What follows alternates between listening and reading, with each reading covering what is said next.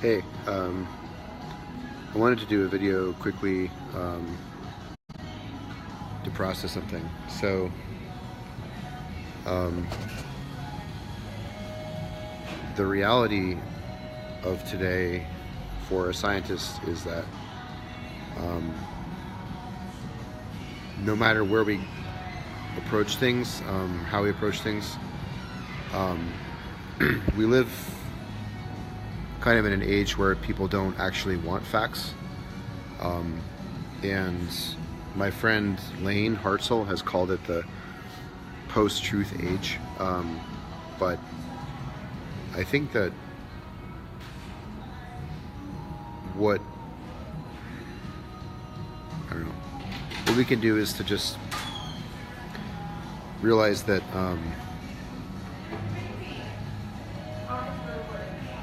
I think if people actually knew the truth of what's around them, they would melt down. And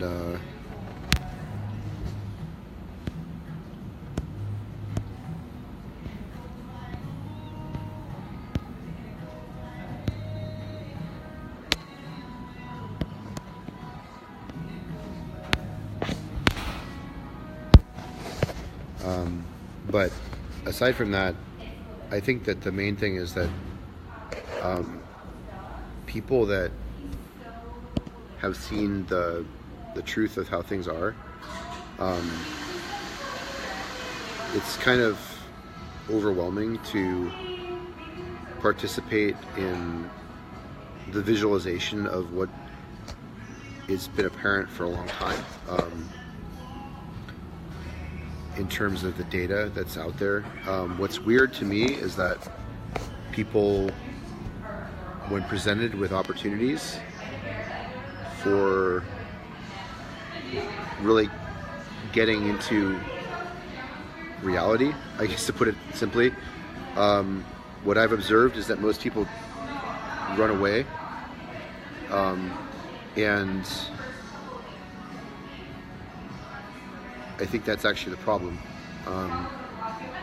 So I'm kind of laughing, these days. We like to romanticize things like this magazine. They make this whole thing of the noble, wild, back to the land man, the chef. And to a certain extent, I like that, but I think it's a fantasy, and it's a cool fantasy, but the reality, there are a lot of people that have a lot of education, unfortunately, that are out of work because of fantasies like that. We have a country that is enraptured with the idea of myth and, for lack of a better term, fiction. I think we don't look critically at our own narratives in public discourse, whether it's on City Pages newspaper or New York Times or whatever. We don't glorify someone who works hard on a small thing, like a little decimal place on something tiny, that just gets deleted anyway. So you want to know why scientists are so angry right now and have kind of given up on the public? I mean, this has been for years. We've kind of just given up on you. Myself excluded, I guess, because I keep trying. Because that fiction, I mean, what this is, it's great, but why does the chef get the cover of the City Pages, and why don't we get,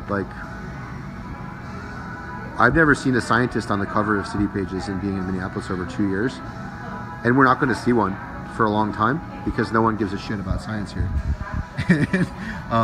As I see it, they like food, they like romanticism, they like pretty pictures. No one likes reality, except some of us. But I think that process of looking at the heart of the matter with like scientific issues. Like for example, I'm looking at my own heart rate monitor. Like my passion right now is looking at my heart rate variability and like seeing how being in this stressful movement, like I had a guy at my door who might have been watching me for AIM, I don't know. I have no fucking idea. So I freaked out this morning, 3-4 a.m. because of things I saw last year. Being someone who wanted to teach at that school at Standing Rock, who was kicked out. And there's no bitterness in my heart, honestly. I know that there's historical trauma that goes back a long time, but I think that it's important to realize that people are losing their jobs like left and fucking right now in the sciences, who have spent decades getting training that is considered worthless by this country. And so I don't even laugh anymore about it. I just think it's a reflection of our times, and I think that what people want is mythology, and I'll give it to them in the forms of poetry or novels, paintings. But you have to remember that behind all of that is the basic idea that is intended to drive you into source, to motivate people to get out there and measure the water chemistry or look at the air quality or the earth composition, because that's what's going to change the laws that create the oppression. And until the moment that people realize that the romantic idea of the noble, wind and hair, name your favorite, romance novel character is beautiful, but I don't think it's actually going to change laws. Until you realize that people that are highly trained that could help don't want to because there's no incentive, nothing will change with the water. It will continue to be poisoned by people who can make more money making poison. And there are a rare number of people that choose consciously to walk away, but I can count them on my fingers, like one. I know of one. And I don't mean to be like egotistical or sardonic or sarcastic. It's just not lucrative. So, anyhow, bye.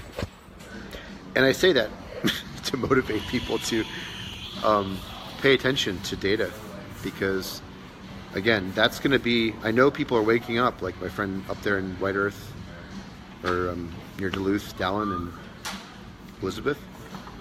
There's 3 of us. There's more.